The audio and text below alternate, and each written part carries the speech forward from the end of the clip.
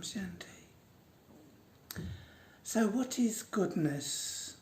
Because we say thank goodness, or we say for goodness sake, and it was always a nice to know and a need to know what goodness really is, because of course you've got people's concepts of goodness, as in the little boy who puts on his Boy Scouts uniform and he goes on a mission, really, goes on his quest to do as good an action for people, a good deed for others. And I do remember when Boy Scouts used to come round to people and say, can I mow your lawn or wash your car, and they were looking to do good deeds in my childhood. Anyway, actually I was a Boy Scout at one time in my life, but my aim was to really play football and go camping rather than go around people's houses offering goodness to others. But you get the situation where the Boy Scout sees the elderly lady who's standing on the side of the road, and he grabs her elbow and takes her across the road as a good deed, as a good Boy Scout would, stops all the traffic. The elderly lady goes across to the other side, and instead of saying thank you, she's most annoyed because she's just come from that side of the road and took an hour to actually get across the road. Maybe a bit of exaggeration, you know what stories do. But his idea of goodness was not necessarily good for the elderly lady, and that's a good example for life, really, is that the idea of what you believe to be a good deed, a good word, a good thought is not necessarily what another person will believe that to be. You know, a person may have wanted to make their own dinner because they had something planned and they were looking forward to that taste, and then someone else has already made them beans on toast when they get home, so they're not as happy as, and they eat their beans on toast as a mark of respect and a mark of gratitude to that person that made it, without telling them that I wanted to make this today, that's what my plan was, and that's why I went to the shops on the way home so that I could prepare these ingredients. And another person would say, no, I'm not eating that, I'm doing this, and the person feels maybe a little bit winded because it took a while to make beans on toast. So one's concept of goodness isn't necessarily another person's concept of goodness, which is why we have so much competition in the political world, and also at times the religious world, of course, you know, where one's belief is this and one's belief is something else. So there's a great deal of conflict created through different belief systems. And another example, people could actually agree on what goodness is.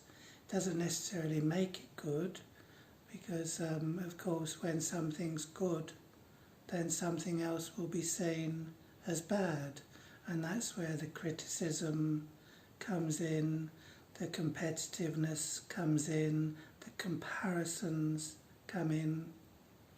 So I just thought I'd like to make this short video of giving you my take on it, if I can use that word, my, because my is often a recipe for disaster, because my opinion could be seen as right in my world and your opinion could be seen as wrong in my world.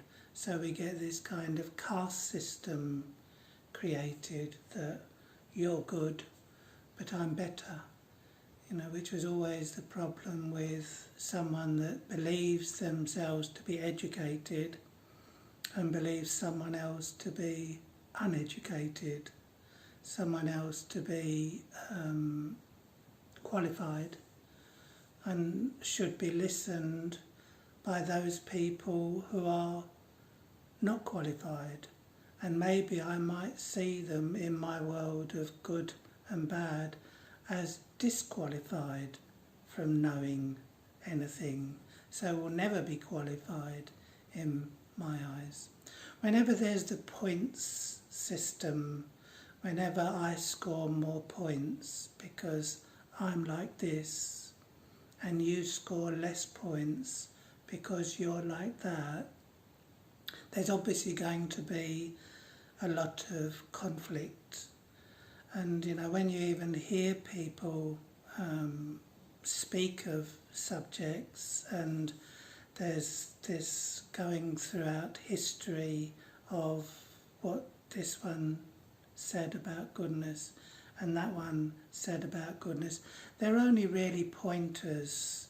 It's not worth getting caught up too much in those things of people that are had a certain belief system and are right, which makes others and the rest of them wrong, because I've got to connect with the goodness inside of me, and it must have no complications. So therefore, whenever I do something that's good and it brings forward a result that affects me in a negative way that doesn't make me feel so good, then I've misunderstood the way to promote, to bring forth goodness into the world. Because goodness is a good thing. It shouldn't have any downside. So, when someone believes what someone believed, and that's right, and everyone else is wrong, then because my vision towards someone else is bad, then it's only a pointer towards what goodness is. It isn't, there's a saying that, the finger points towards the moon, but the finger isn't the moon. So everything's only a pointer. So when we actually translate it correctly, and that means understand it correctly, then the goodness remains and it doesn't have any bad result.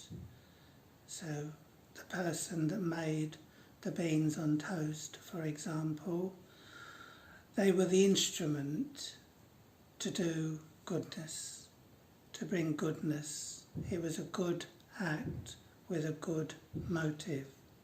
Whereas when a person's motive is for the appreciation of what they've done, that's fine, as long as they're busy being the instrument for the goodness, because thoughts, words and actions are actually my vehicle for feeling good and bringing good into the story, to the party, as it were.